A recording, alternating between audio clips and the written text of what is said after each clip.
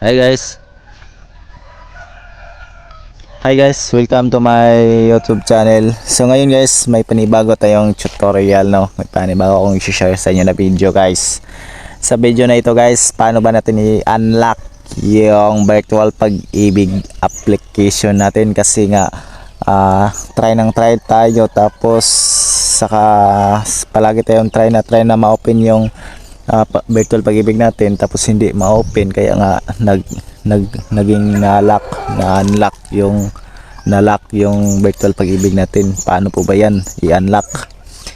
So pag maraming beses nyo i-open yung virtual pag-ibig nyo guys, tapos hindi mo ma-open, automatic po siya ma-lock. So ngayon guys, i-unlock natin. Punta tayo sa ating, hindi tayo gagamit ng virtual application guys, hindi tayo gagamit nito, no. Ngayon gagawin natin ngayon, punta tayo sa Chrome, tapos guys search natin dyan ang virtual pag-ibig.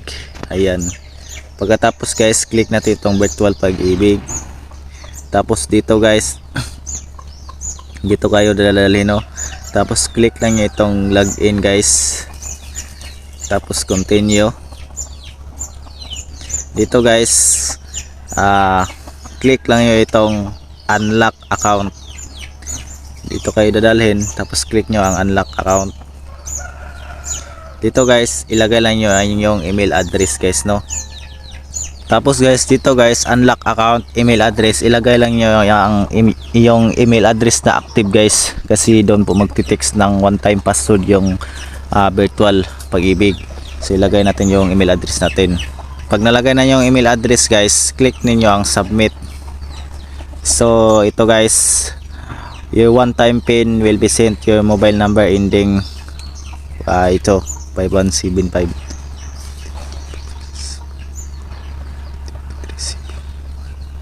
Tapos click nyo ang OK. So hintayin natin guys na mag-text ng one time password doon sa number. Tingnan natin yung cellphone natin isa kung may one time password na nagte-text.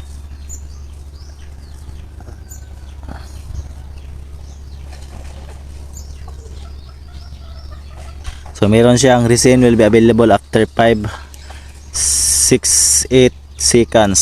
So kung wala pa din dumating guys, tapos na-expire na yung time, automatic yun mag-resend na naman. At ayun na guys, nag-text na po yung smart natin ng pag-ibig one time password. So pag nag-text na guys, click natin ang confirm. So ayun guys, you have successful unlocked your virtual pag-ibig account. Please check your email and for instruction. So punta tayo sa email address natin guys. Punta tayo, click natin ang OK.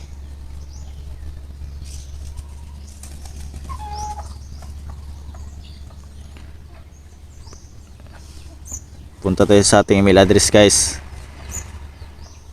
Email address. At ito na po guys, virtual pag-ibig. Ayan. So ito guys, dear Jim, good day. This you acknowledge your request, reset your password. You may know your temporary password here to log in. So ayan, temporary password. So click natin yun guys. Click natin ang here guys, here.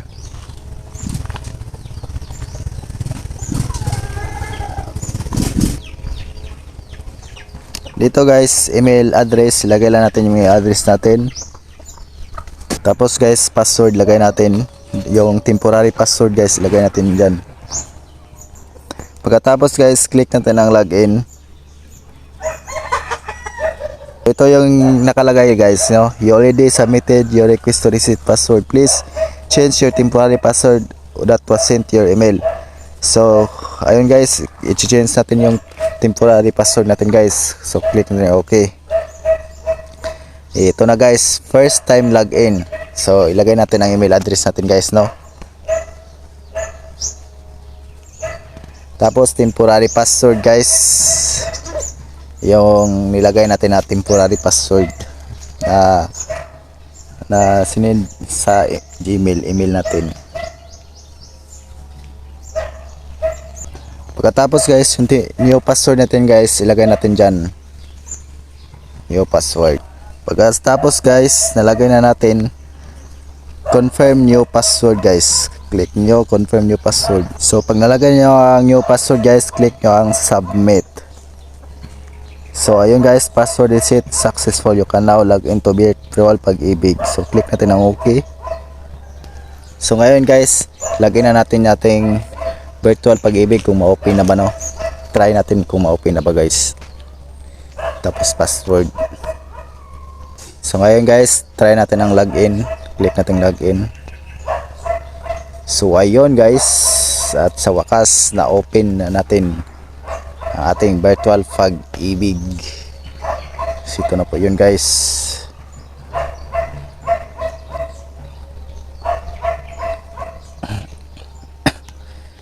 So i-click natin itong dalawang guhit guys taas. Tapos ito ya, ito na po siya, no. So ayun, up home. So ngayon guys, punta tayo doon tayo mag-login sa app sa virtual pag-ibig guys. Doon tayo mag-open, try natin. So try natin i-open guys sa virtual pag-ibig application. Ayan.